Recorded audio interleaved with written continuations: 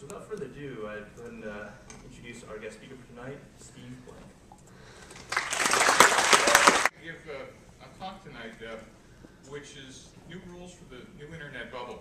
Some of you might know I did, before I started teaching, I did 8 startups in 20-some odd years. Some of you might know I write a blog, steveblank.com. I only point it out because if you want to know what some failure stories look like, they're there.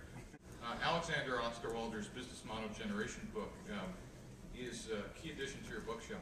The premise of this talk is that we're in the beginning of another tech bubble, and that eventually it's starting to show up in Silicon Valley, a little bit in New York, and eventually I think it's going to come to Michigan as well. The United States is still a nation of small business entrepreneurs.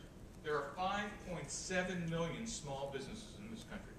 Makes up 99.7% of all corporations registered, small businesses.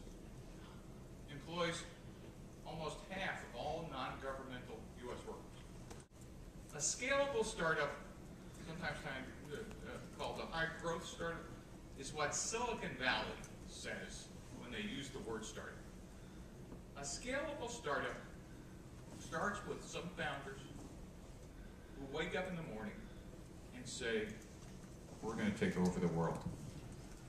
And everybody believes them. Come on, you're supposed to laugh. That's you guys. What makes technology entrepreneurship is 2 equally insane partners.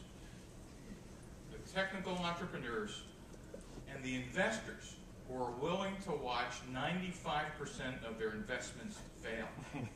Seriously, it's all of you who are entrepreneurs fall somewhere between the scalable and viable class. And that's really interesting, because outside of these clusters, all of you are considered certifiably insane. In this room of what, 200-300 people, there's at least 2 of you who are going to be worth $100 million in the next 20 years. Probably a couple more are going to be worth $10 million. The rest of you would have been better off working at Walmart. Okay, laugh, but that's not the joke. Good, you missed the cue on this one, because the joke really is that every one of you are feeling sorry for all the other people in the room. So,